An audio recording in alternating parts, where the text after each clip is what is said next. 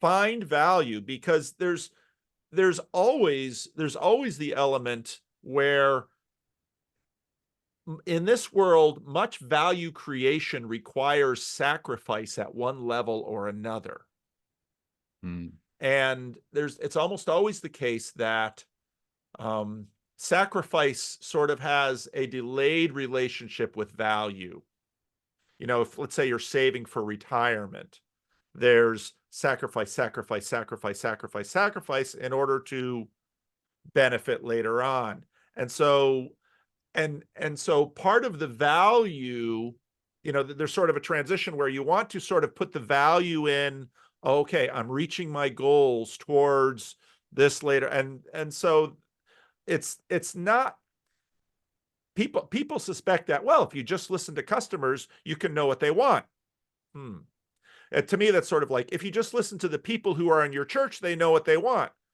Well, they kind of know what they want. They sometimes think they know what they want. But the truth is, if you actually give them directly what they say they want, sometimes that goes okay. And sometimes it really doesn't go well, partly because you're also dealing with a community of people and not just individual people. So I don't know. Surely this has to be a big piece of what you're talking about.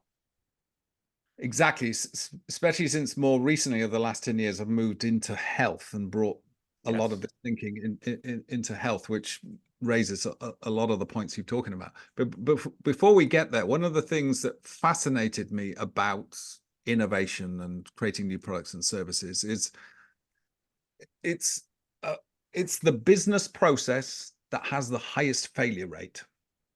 People who've analyzed this have said, depending on which industry you're looking at, 70 to 90% of new innovations fail to deliver the business case that gave rise to them. Like, the failure rate is super, super high.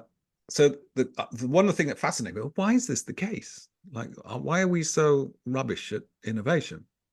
And so I looked more deeply into this to say, well, what are the reasons? Are we just not good at making stuff, or whatever? What is it? And what I found from the people who've been researching this, the principal reason why innovation is not successful is that we never understood the nature of the problem we were trying to solve well enough. So we can perfectly build the wrong thing. And this happens a lot in organizations. So I thought, why are we not good at finding out what people want? And most people go, oh, we do market research. We go and ask all sorts of questions. But then I was looking at the market research, and when you dig deeper into that, what questions are you asking people?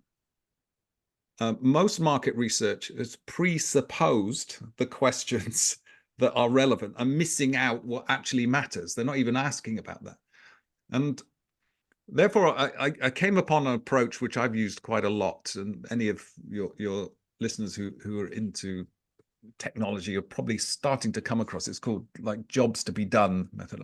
And it's a very simple but very powerful idea, which is people don't really want products and services. They want products and services are simply tools or enablers to get a job done. And there's a classic kind of example used in marketing, which is back in the 1950s, which I think a marketer called Theodore Levitt made famous, which is, people don't want a 1/4-inch drill. They want a 1/4-inch hole. And of course, everyone's focusing on the drill and the drill and drill bits. You know, they want them silver, they want them gold, and actually the person just wants a hole. Like, the drill is simply a mean to get a hole. And if there's a better way of getting a hole, I don't need your drill.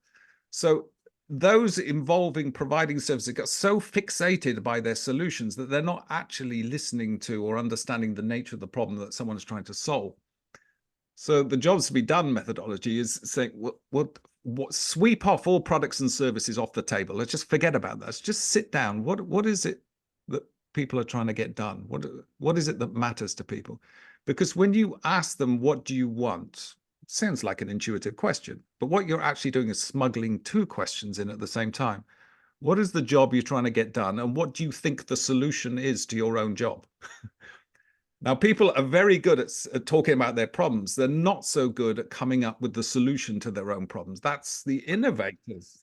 Right. You're the expert in this area. So cleaving those two apart and just saying what is the problem or the opportunity or the job they're trying to get done, who's doing it, what context, how does it get triggered, let's walk through the steps, what are the needs that exist in those. By doing proper research like that, you can go, so that's what people are trying to do, and this is why they're trying to, what they want to feel about it. Now, okay, now we've got a detailed model, and we can go back and think about what can we build or create that can speak to that. Maybe we've only got a piece of it. Maybe we need to partner with someone over here who can build something else.